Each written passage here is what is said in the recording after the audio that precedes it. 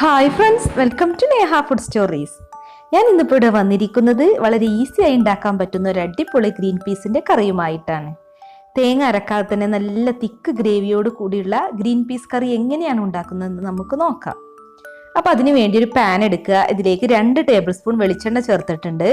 ഇനി ഒരു മീഡിയം വലിപ്പത്തിലുള്ള സവാള സ്ലൈസ് ചെയ്തെടുത്തിട്ടുണ്ട്. അപ്പോൾ ഇത് നമുക്കിനി എണ്ണയിലേക്ക് ഇട്ടുകൊടുക്കാം. അപ്പം ഞാനിപ്പോൾ കടല കുക്കറിലാണ് വേവിക്കുന്നത്. അപ്പോൾ നമ്മൾ ഈ മസാല റെഡിയാക്കുന്നത് കുക്കറിൽ ചെയ്താലും മതി കേട്ടോ. പക്ഷെ കുക്കറിൽ നമ്മൾ സവാളയൊക്കെ വഴറ്റുമ്പോൾ അടി പിടിക്കാൻ സാധ്യതയുണ്ട്. അപ്പം ഇനി ഇതിലേക്ക് ഞാൻ കുറച്ച് ഉപ്പ് ഇട്ട് കൊടുത്തിട്ടുണ്ട്. ഇനി ഈ സവാള നന്നായി സോഫ്റ്റ് ആക്കി എടുക്കുക. അപ്പോൾ സവാളയൊക്കെ ഇപ്പോൾ ഇവിടെ സോഫ്റ്റായി വന്നിട്ടുണ്ട്. ഇനി നമുക്ക് ബാക്കി ഇൻഗ്രീഡിയൻസ് ചേർത്ത് കൊടുക്കാം. ഞാനിവിടെ 2 ടേബിൾ സ്പൂൺ വെളുത്തുള്ളി ഇഞ്ചി ചതച്ചതാണ് എടുത്തിട്ടുള്ളത്. അപ്പോൾ അത് ചേർത്ത് കൊടുക്കാം. ഇനി ഇതൊന്ന് മിക്സ് ചെയ്ത് കൊടുക്കാം.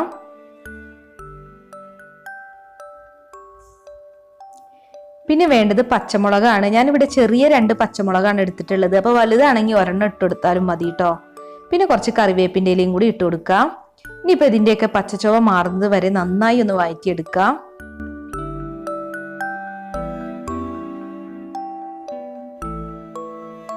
ഇനി നമുക്കിതിലേക്ക് പൊടികൾ ഇട്ട് കൊടുക്കാം. ഞാനിവിടെ 1/2 ടീസ്പൂൺ മഞ്ഞൾപ്പൊടിയാണ് എടുത്തിട്ടുള്ളത്, 1 ടേബിൾ സ്പൂൺ മല്ലിപ്പൊടി, 1 ടേബിൾ സ്പൂൺ മുളക് പൊടി, 1/2 ടീസ്പൂൺ ഗരം മസാല എടുത്തിട്ടുണ്ട്. അപ്പം അതും കൂടി ചേർത്ത് കൊടുക്കാം. ഇനിയിപ്പോൾ ഗരം മസാല ഇല്ലാന്നുണ്ടെങ്കിൽ ചിക്കൻ കറി പൗഡർ ചേർത്താലും മതി കേട്ടോ. അപ്പം നല്ലൊരു ഫ്ലേവർ ആയിരിക്കും നമ്മുടെ കറിക്ക്. അപ്പം ഇനി പൊടികളുടെ പച്ചച്ചുവ മാറുന്നത് വരെ നന്നായി വഴറ്റിയെടുക്കുക. ഇനി ഇതിലേക്ക് ഒരു തക്കാളി ചേർത്ത് കൊടുക്കാം. ഞാനൊരു മീഡിയം വലിപ്പത്തിലുള്ള നല്ല പഴുത്ത തക്കാളിയാണ് എടുത്തിട്ടുള്ളത്. അപ്പം ഇനി ഇതെല്ലാം കൂടി ഒന്ന് മിക്സ് ചെയ്ത് കൊടുക്കാം. ഇനി തക്കാളി നന്നായി വെന്തുടയണം. അപ്പം അതിനു വേണ്ടി നമുക്ക് ഇത് അടച്ചു വെച്ച് കുറച്ച് നേരം ഒന്ന് കുക്ക് ചെയ്തെടുക്കാം. അപ്പോൾ തക്കാളിയൊക്കെ ഇപ്പോൾ ഇവിടെ നന്നായി വെന്തുടഞ്ഞു വന്നിട്ടുണ്ട്. അപ്പം ഇനി ഇത് നന്നായി ഒന്ന് മിക്സ് ചെയ്ത് കൊടുക്കുക. വേണമെന്നുണ്ടെങ്കിൽ തവി വെച്ച് നമുക്ക് ഇതൊന്ന് ഉടച്ചു കൊടുക്കാം കേട്ടോ. ഇനി ഇത് മാറ്റി വെക്കാം. ഞാനിവിടെ 1 കപ്പ് ഗ്രീൻ പീസാണ് എടുത്തിട്ടുള്ളത്. അപ്പോൾ ഈ ഗ്രീൻ പീസ് ഓവർനൈറ്റ് വെള്ളത്തിൽ കുതിർത്തതിന് ശേഷം കഴുകി എടുത്തതാണ്. അപ്പോൾ നമുക്കിത് കുക്കറിലേക്ക് ഇട്ട് കൊടുക്കാം. ഇനി ഇതിലേക്ക് ആവശ്യത്തിന് ഉപ്പും കൂടി ചേർത്ത് കൊടുക്കാം. ഇനി നമ്മൾ നേരത്തെ റെഡിയാക്കി വെച്ചിട്ടുള്ള മസാല കൂടി ഇതിലേക്ക് ചേർത്ത് കൊടുക്കാം.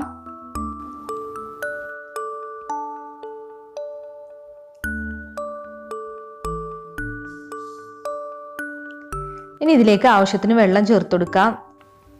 കടലയുടെ മുകളിൽ നിൽക്കുന്ന വിധത്തിൽ നമ്മൾ വെള്ളം ചേർത്ത് കൊടുക്കണം. അപ്പം ഇനി ഇതൊന്ന് മിക്സ് ചെയ്ത് കൊടുക്കാം. പിന്നെ നമ്മൾ കടല മാത്രം വേവിക്കുന്നതിനേക്കാൾ ടേസ്റ്റ് ആയിരിക്കും ഇതുപോലെ മസാലയൊക്കെ ഉണ്ടാക്കിയിട്ട് അതിൽ ഗ്രീൻ പീസ് വേവിക്കുകയാണെങ്കിൽ നല്ല ടേസ്റ്റ് ആയിരിക്കും. അപ്പം ഇനി നമുക്കിത് അടച്ച് വെച്ച് കുക്ക് ചെയ്തെടുക്കാം. ഹൈ ഫ്ലെയിമിൽ ഒരു 4 വിസിൽ വന്നു കഴിഞ്ഞാൽ ഫ്ലെയിം ഓഫ് ചെയ്യാം. അപ്പം നമ്മുടെ കറി നല്ല തിക്ക് ഗ്രേവി ആക്കാൻ വേണ്ടിയിട്ട് ഞാൻ ഇതിലേക്ക് ചേർക്കുന്ന സീക്രട്ട് ഇൻഗ്രീഡിയൻറ്റ് കടലമാവാണ്. ഞാനിപ്പോൾ ഇവിടെ 2 ടേബിൾ സ്പൂൺ കടലമാവാണ് എടുത്തിട്ടുള്ളത്. അപ്പോൾ ചൂടായ ഒരു പാനിലേക്ക് ഇട്ടതൊന്ന് റോസ്റ്റ് ചെയ്തെടുക്കണം. ലോ ഫ്ലെയിമിലിട്ട് വേണം നമ്മളിത് റോസ്റ്റ് ചെയ്തെടുക്കാനായിട്ട്. പാൻ ചൂടാക്കിയതിന് ശേഷം ലോ ഫ്ലെയിമിൽ ഇടുക. എന്നിട്ട് നല്ല ഒരു സ്മെല്ല് വരുന്നത് വരെ ഇത് റോസ്റ്റ് ചെയ്തെടുക്കുക. ഹൈ ഫ്ലെയിമിലിട്ട് നമ്മളിത് റോസ്റ്റ് ചെയ്തിട്ടാൽ കരിഞ്ഞു പോകും. അപ്പോൾ കുക്കറിലെ ആവി എല്ലാം പോയിട്ടുണ്ട്. ഇനിയിപ്പോൾ നമുക്കിതൊന്ന് തുറന്ന് നോക്കാം. അപ്പോൾ കറിയൊക്കെ ഇവിടെ നന്നായി കുക്കായി വന്നിട്ടുണ്ട്. കണ്ടോ? ഇനിയിപ്പോൾ ഒത്തിരി നന്നായി വെന്തുടയണം എന്നുണ്ടെങ്കിൽ ഒരു 5 വിസിലൊക്കെ കഴിഞ്ഞതിന് ശേഷം ഫ്ലെയിം ഓഫ് ചെയ്താൽ മതി. ഇതൊരു പാകത്തെ കുക്കാണ് കേട്ടോ. കടല വെന്തുടഞ്ഞിട്ടൊന്നുമില്ല, എന്നാൽ അത്യാവശ്യം നല്ലോണം വെന്തിട്ടുമുണ്ട്. ആ ഒരു പരുവത്തിലാണ്. അപ്പോൾ കടലയിലെ ഗ്രേവി നല്ല ലൂസായിട്ടാണ് ഇരിക്കുന്നത്. അപ്പം ഇനി നമുക്ക് ഇതിലേക്ക് റോസ്റ്റ് ചെയ്തെടുത്ത കടലമാവ് ചേർത്ത് കൊടുക്കാം. പച്ച കടലമാവ് ഒരിക്കലും കറിയിലേക്ക് ചേർക്കരുത്. അപ്പോൾ ഒരു പച്ച കുത്തായിരിക്കും നമ്മുടെ കറിക്ക്. നന്നായി റോസ്റ്റ് ചെയ്തെടുത്ത കടലമാവ് മാത്രം ചേർത്ത് കൊടുക്കുക. അപ്പം നല്ലൊരു ഫ്ലേവർ കിട്ടും നമ്മുടെ കറിക്ക്. പിന്നെ നന്നായി കുറുകിയും കിട്ടും. അപ്പോൾ ഇത് ജസ്റ്റ് ഒന്ന് മിക്സ് ചെയ്തെടുക്കുക. നമ്മൾ ആൾറെഡി റോസ്റ്റ് ചെയ്തത് കൊണ്ട് തന്നെ ഇതിന് പച്ചച്ചുവയൊന്നും ഉണ്ടാവില്ല. അപ്പോൾ ജസ്റ്റ് ഒന്ന് തിളപ്പിച്ചെടുത്താൽ മാത്രം മതി. അപ്പോൾ നമ്മുടെ കറി ഇപ്പോൾ ഇവിടെ നന്നായി തിളച്ച് വന്നിട്ടുണ്ട്. ഇനിയിപ്പോൾ നമുക്ക് ഫ്ലെയിം ഓഫ് ചെയ്യാം. അപ്പോൾ ഇതിലേക്ക് കുറച്ച് ഉപ്പ് കൂടി ഇട്ട് കൊടുത്തിട്ടുണ്ട്. ഇനി ഇതെല്ലാം കൂടി നന്നായി ഒന്ന് മിക്സ് ചെയ്ത് കൊടുക്കാം. അപ്പം നമ്മുടെ കറി നല്ല തിക്കായിട്ടാണ് കേട്ടോ വന്നിട്ടുള്ളത്. അപ്പം ഇനി ലൂസ് ആവണമെന്നുണ്ടെങ്കിൽ കുറച്ച് തിളച്ച വെള്ളം കൂടി ചേർത്ത് കൊടുത്താൽ മതി. എനിക്ക് നല്ല തിക്കായിട്ടുള്ള കറിയാണ് ഇഷ്ടം.